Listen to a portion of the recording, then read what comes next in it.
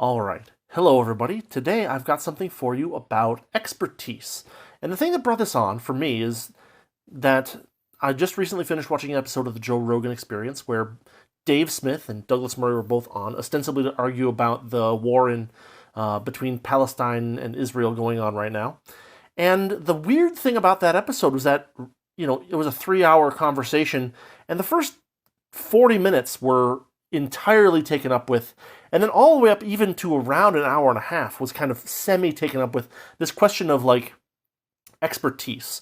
Murray was very unhappy that that there aren't more quote unquote experts being talked with about this particular topic.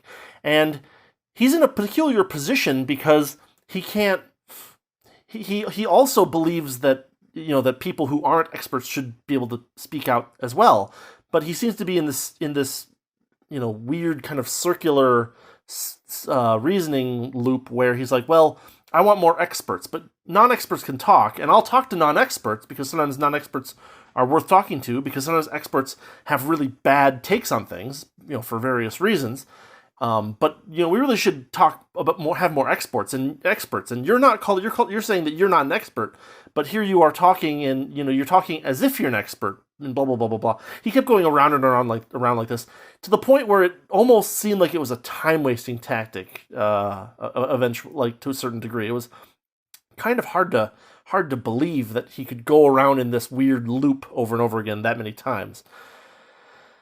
So the question that I want to talk about here is what is an expert?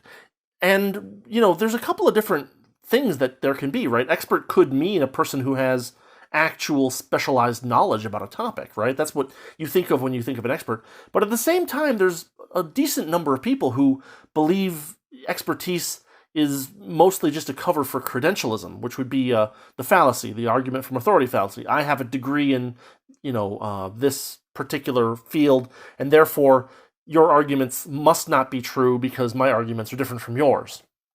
It's, that would be a fallacy. But at the same time, if someone actually does have real knowledge about a thing, it can be the case that people can spout random nonsense, and it can be very hard to bat some of that stuff down. You can spend a lot of time breaking down bad ideas as opposed to promoting good ideas. So we see this a lot in especially in the internet age, right? We have people who have no formal credentials, people who are or claim to be autodidactic, saying, well, I'm not an expert in this, but here's my thoughts on it based on what I've heard, what I've read, what I've seen. We're in a world where credentialed people are regularly beclowning themselves. I'm talking about journalists, scientists, politicians, and proving that they know very little about things that they claim to know a lot about. But there is a legitimate tension here between expertise and credentialism, and I hope to be able to illustrate this for you in just a moment.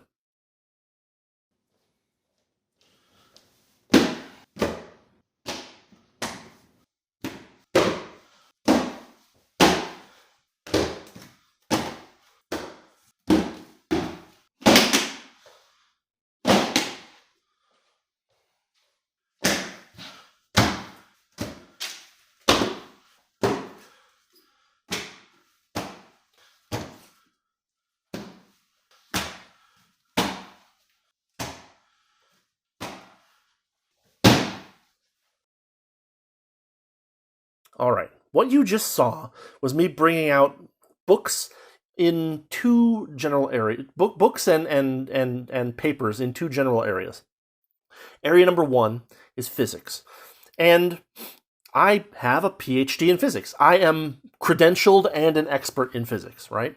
I know a lot about physics. I've spent a lot of time reading about physics. I've written articles, journal articles in physics.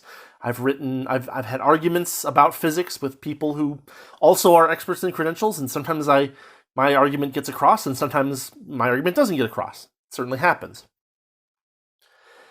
You can see that I have about 3 stacks of books, and these are not books that I've looked at once or something like these. You may see my bookshelf, and you'll see that there's a bunch of stuff missing. The books that are still left there are the ones that I look at occasionally, right? The books that I actually brought, the ones that you see in the picture there, are those first 3 stacks are books that I use that not only have I read in fairly significant detail, but I've studied them carefully. I've used their conclusions frequently in my work, things like that. Those two totes represent the journal articles that I've written, because not all knowledge of a field can be gleaned necessarily from textbooks. You're going to want to get into the actual kind of nitty-gritty of the literature as opposed to reading top-level summaries and stuff like that so much. But you'll also see that there's two more stacks, and the two stacks are actually taller, of books that I've read that are about free market economics, roughly speaking. I didn't put in things that were just about libertarian theory. I didn't put in books that I kind of are on my list of books that I want to read. These are all books that I have read carefully, taken some notes, maybe, thought about their thought experiments, considered their arguments. I've read all of this stuff for like free market economics, broadly speaking. And although I haven't read as many, say, journal articles, I still have read a good amount of journal articles and, not quite scholarly, but still, argumentative articles. I've written articles on this topic. And so, but at the same time, I have no credentials, right? I don't have any college degrees in economics. I don't have, I haven't written a book on economics yet. I've done videos, I've done articles, but, my output is relatively limited in that field. Am I an expert in free market economics? Well, that's something that I think different people could agree on or disagree on.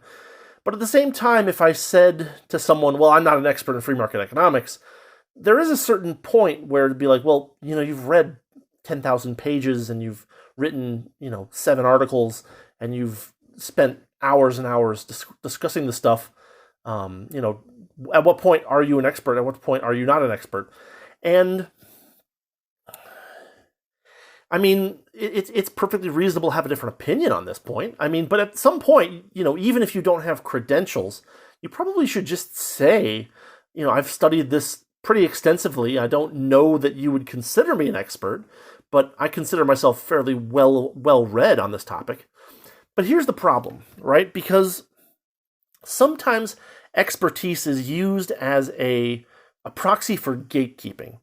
The simplest argument is, well, if you haven't read X, Y, Z, then you're not an expert.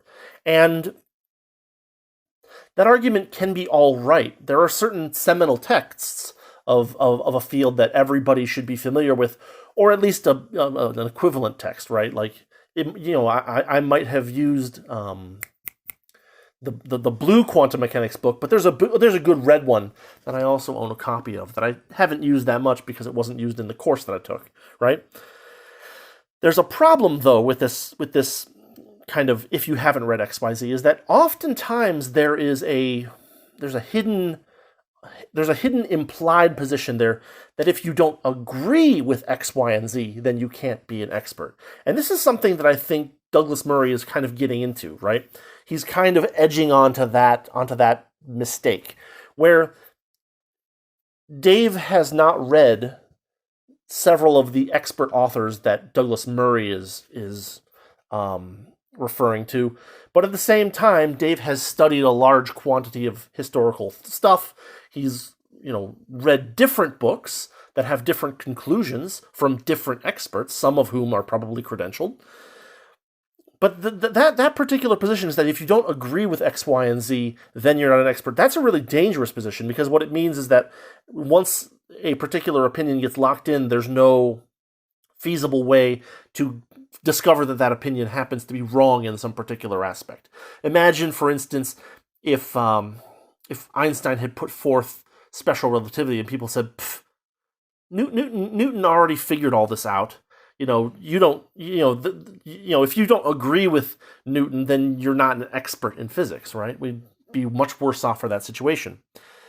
Another concrete example, kind of in the economics aspect, would be, well, can you be an expert in economics without having read Murray Rothbard's Man, Economy, and State?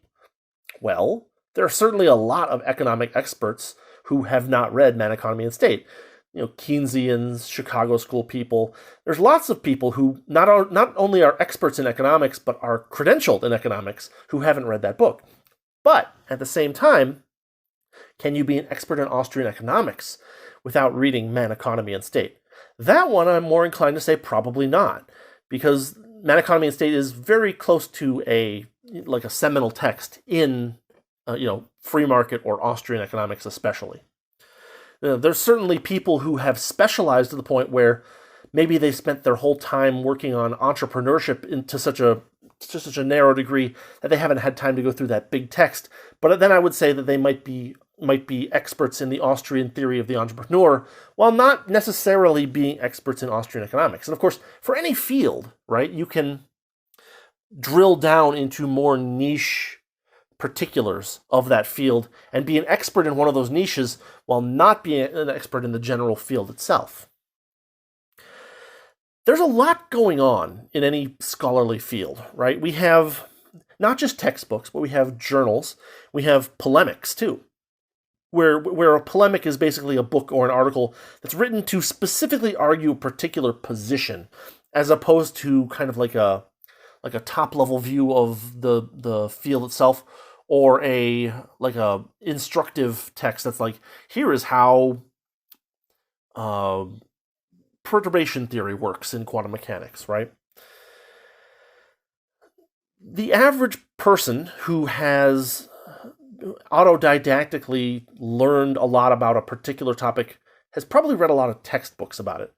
But it's possible for that person to have not read a large quantity of journal articles. And there is knowledge to be gained from reading journal articles. I didn't thump 2 totes of journal articles in physics down for no reason. Textbooks can do a lot, but at the same time, if someone hasn't actually studied the literature and kind of seen the back and forth that at least ostensibly is supposed to happen in the journals, then they aren't really familiar with how these arguments have hashed out, right? And this is something that used to actually be really big in journals, is that there would be arguments, right? This was before journals seemed to worry more about their own prestige as a journal, which seems to be the way that things are going these days, much to my chagrin. My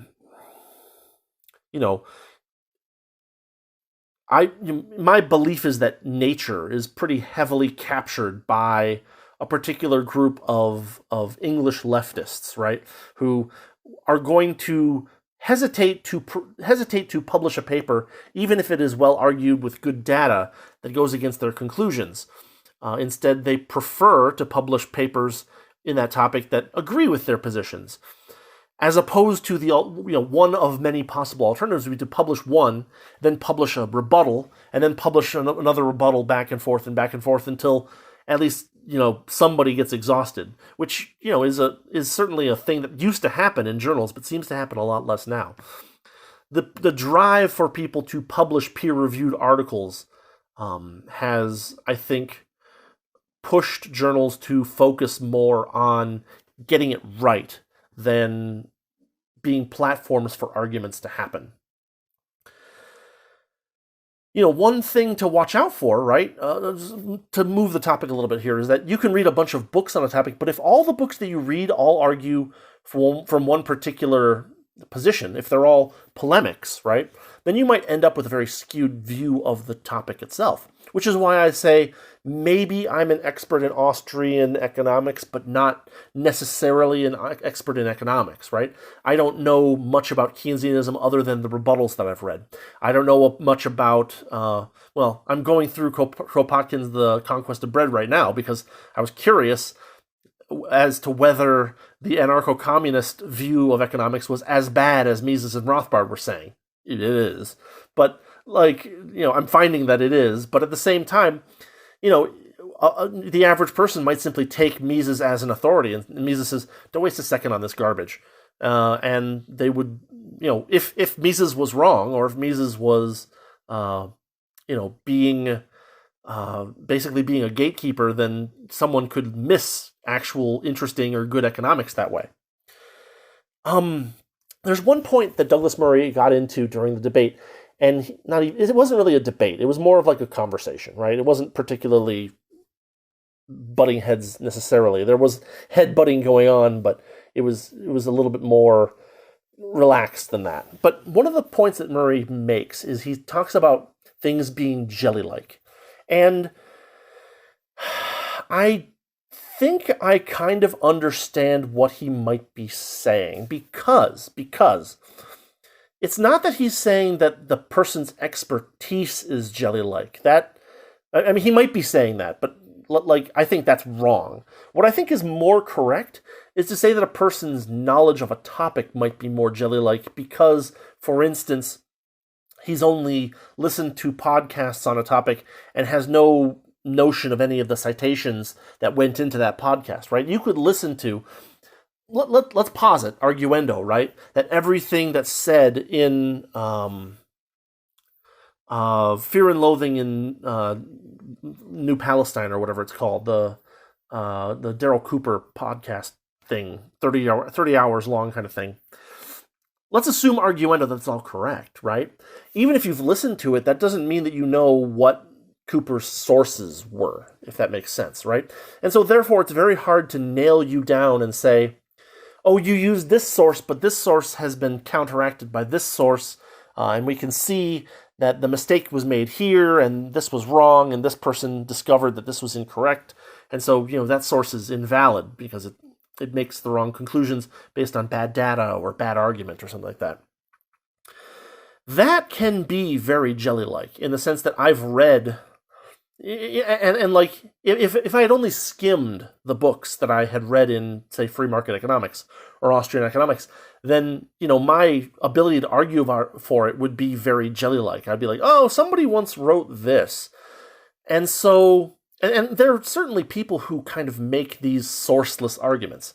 And the problem with the sourceless argument is that you can't really argue against it. You can't say, I mean, you can argue against the argument, but not every argument can simply be argued against in a short form term, right? It takes a long time to debunk the nonsensical ideas of anarcho-communism, more than it takes Kropotkin to spew them onto a piece of paper. And, similarly, if I can't say, oh, yeah, this was, if I can say, oh, I believe someone said this about economics. And someone says, oh, who said that? And I said, I don't remember. It was something in a book that I read somewhere. It's like, I can't check that. Or rather, he can't check that, right? He can't say, oh, yeah, that is something that actually an economist has said. I could just be pulling it out of nowhere, or, whether intentionally or by mistake. And so, like, there is a lot of value in citations. One of Scott Horton's books doesn't have any citations in it. I'm like, well, this is totally useless as far as arguing against someone who, is on the other side.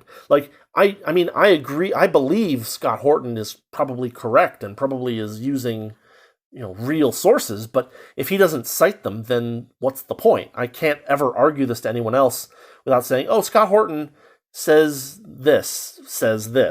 And he didn't say who said this, but, it's somewhere in there, and you got to go looking for it, right? That's the difference between, like, a primary source and a secondary source, right? A primary source is like, oh, yeah, and Murray does have some primary sources, right? I've been to the crossing points and blah, blah, blah, blah, blah.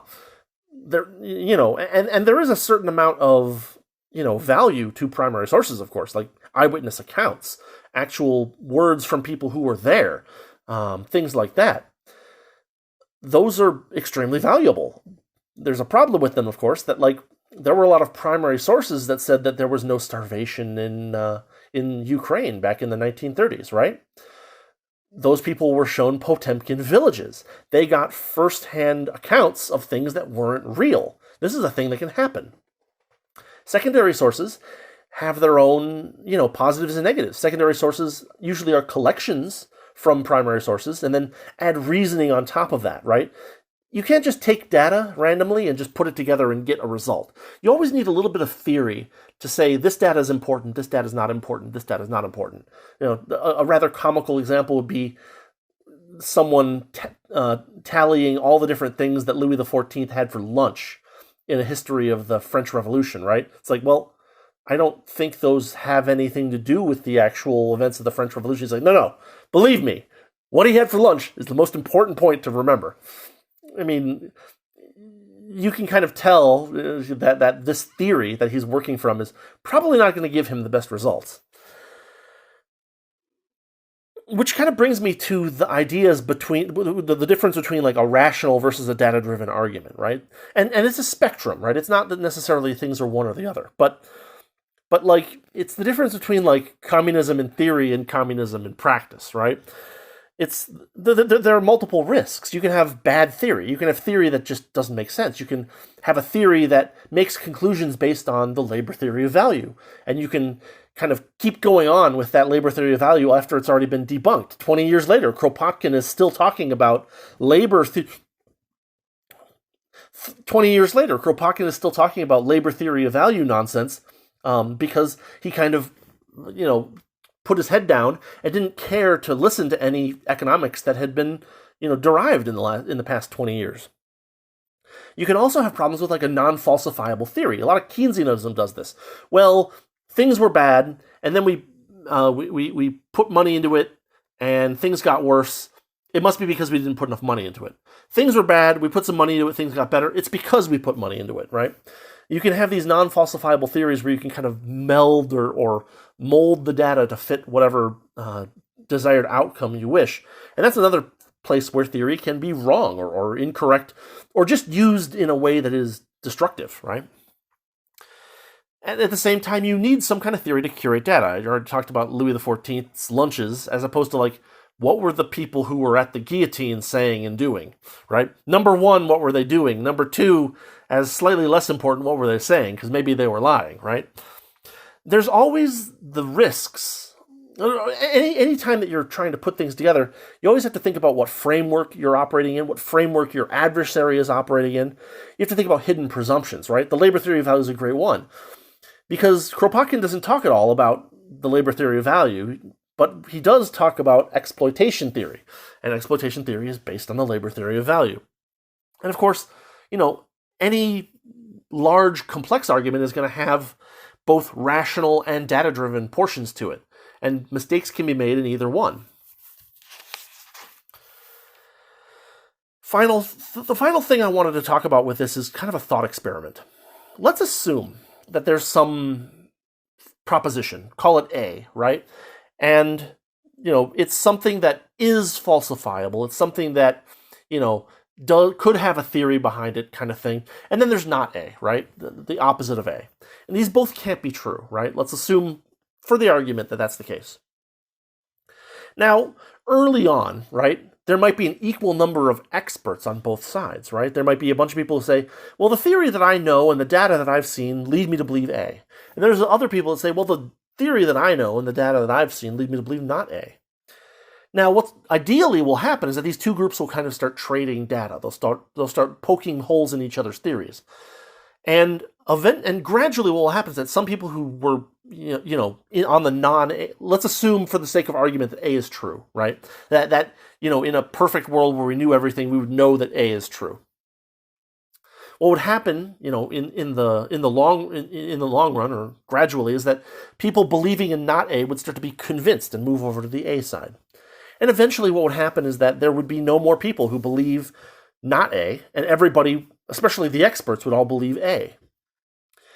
Now, of course, every time there's a thing like this, there's going to be, people who we can kind of call, they might be well-intentioned, they might be bad-intentioned, but there's going to be people who are like, no, I think not A really has some point behind it, right? These people are always going to exist, but they can kind of be put into two different categories. The ones who can be disproven easily, or the ones who can be disproven, and the ones who are so out there that they're generally ignored. It's worth noting that it takes a longer time generally to debunk a bad idea than it takes to state it. Another thing that can happen is that there could be subsidy for the right or the wrong side, right? And this could take two forms too. We have private subsidy or public subsidy. Well, if there's private subsidy for the correct side, for A, right? Then people would put their money where their mouths are, and they would get some kind of reward for doing so. On the other hand, if people put their money where their mouth is and they are, on the wrong side by argument, by assumption, then what will happen is that they'll kind of lose that money, right? They'll spend a bunch of money on a lobbying or on a speaking tour, say, just to make it entirely private, right? They'll put some guys up on speaking tour, and people will be in the audience and be like, "This doesn't make sense because this. This doesn't make sense because this," and they'll end up wasting all their money on these speaking tours. Now, when the government gets involved, right? The government could, in a perfect world, angels dancing on the heads of a pin, right? You could have the government says, "Oh, A is true, it looks like, so we're going to promote the idea of A," and that'd be great, right? That'd be better than the alternative, right? But what would happen is that basically the government would take some tax money and say, do a speaking tour of like people saying, "Yeah, here's the arguments for A. Here's why we believe it. Here's the theory behind it. Here's the data that supports it. Here's the common counter arguments for not A, or here's the common arguments of not A, and here's why they're wrong." Stuff like that. Slight aside. That's another hard thing to do, is to write something that is like a textbook and not a polemic, right? Because generally speaking, you believe in a certain side of a thing. And this is a funny case because I don't know this firsthand, but I've heard from a source that I relatively well trust, that would be Robert Murphy, that the gold standard for dealing with adversarial arguments might be, or among the gold standard would be Bohm-Bawerk. Apparently, Bohm-Bawerk's books on interest, for instance, he goes through every theory of interest that he knows about, steelmans it as best he can, goes through all of its points, explains, all of its assumptions and all of the conclusions that it comes to, and then carefully debunks each one.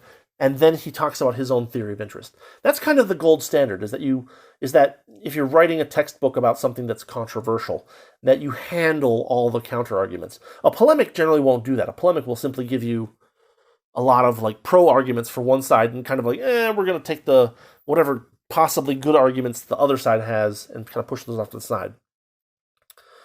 But you can see how polemics, both public or private, can kind of skew things, can slow down or speed up the process of the gradual decision that, oh yeah, A is correct. It's worth noting that in the case of the government getting on the side of the incorrect position, right, that these speaking tours can go on a lot longer. They can overwhelm the ability of experts to debunk the arguments that are being thrown out by the not A camp, right? And so it can do a lot more damage because now they're taking tax money to have a guy go around and make up funky arguments why not A. And everybody's like, and there's not enough people who are experts to say, no, this is why A. This is A is A because of this, data, et cetera, et cetera, et cetera. And this leads me to my conclusion. What if Douglas Murray is on the not A side? How do the experts in the wrong side of a proposition feel as their numbers dwindle? Are pro-Murray experts dwindling because they're wrong? Are they dwindling because of outside forces? Are they dwindling because of some grand conspiracy? I guess the answer is that I don't know off the top of my head, but it seems to me that what Murray is complaining about is that there aren't enough people who call themselves experts willing to make the points that he wants to support. And I don't know if it's because he's on the wrong side or because he has, a good faith misunderstanding of the theory or the data, or because he has, some kind of ideological capture going on. But in this thought experiment of this proposition A versus not A, where by presumption, we're assuming that A is the true side. It seems to me that the kind of complaint that Douglas Murray is making on that Joe Rogan Experience episode could very well be from the fact that there aren't enough people still willing to argue the not A position that he's staked himself out on. Yeah, maybe not. Of course, I don't think that these arguments are going to end anytime soon, but I do think it is worth considering, empathizing a little bit with how it would feel to be on this not A side in this thought experiment and be like, no, but I really think that not A is true, and this is the data that I have, and this is the theory that I have, and I don't, they have these theories that say that A is true, and it just doesn't resonate with me. I don't, it's not convincing for whatever reason. And so, it's worth kind of giving him a little bit of at least he argued in good faith and wasn't particularly name-cally or yelling. He interrupted a lot, but it was once they got past the whole expertise thing, which was, I think, kind of a blind circle, it was actually a fairly interesting episode of fairly interesting discussion. But that's what I have for you today. Expertise is a thing. It can be used as a cover for fallacious credentialism. Credentials don't mean everything, but at the same time, it is possible to read a lot of texts and not have a very good grasp of a topic, right? A lot of the understanding I gained of physics is from reading journal articles and not texts. That's why I read so many journal articles, because you learn a lot from them. And journals these days, scholarly journals, are really bad about making themselves available to people who are autodidactic. You have to be, in a university library or pay the $200 a month or whatever they want now to get access to these papers that, by the way, the scientists give the journals basically for free. It's a very bad business model, I think. And there have been a lot of open source journals that have come out, but at the same time, the open source journals have the problem where a lot of them kind of go a little funky with the peer review part of things as well. And peer review has value if it's done right, but everything has its negative incentives here and there that you kind of just have to bust through that jungle eventually. But anyway, that's my thoughts on expertise. If you want to watch that Joe Rogan Experience episode, skip the first hour and a half. That's when they actually start talking about real things and not Murray's lament that there aren't enough experts being talked about, but non-experts can talk, and experts have often shown themselves to be untrustworthy. It's a very weird position that he takes, and he just holds it for 40 minutes hardcore. He holds that position, and then the next 40 minutes he's like, oh, but we're going to keep looping back to that. It's kind of weird. And then there's the jelly-like thing, which I think is from like being, which in my most steelman-y position could be understood to be that he's worried that nobody is citing anything, and so you're just hearing things from people who themselves aren't experts or don't claim to be experts, and then you're taking those things as gospel, right? Once you've done the research needed to make a 30-hour podcast, detailed podcast on a particular topic, it might make sense to start calling yourself an expert, at least in some niche area of that field. Maybe Cooper's not a historian, but he's a fairly good historian of that particular area and that particular chunk of time.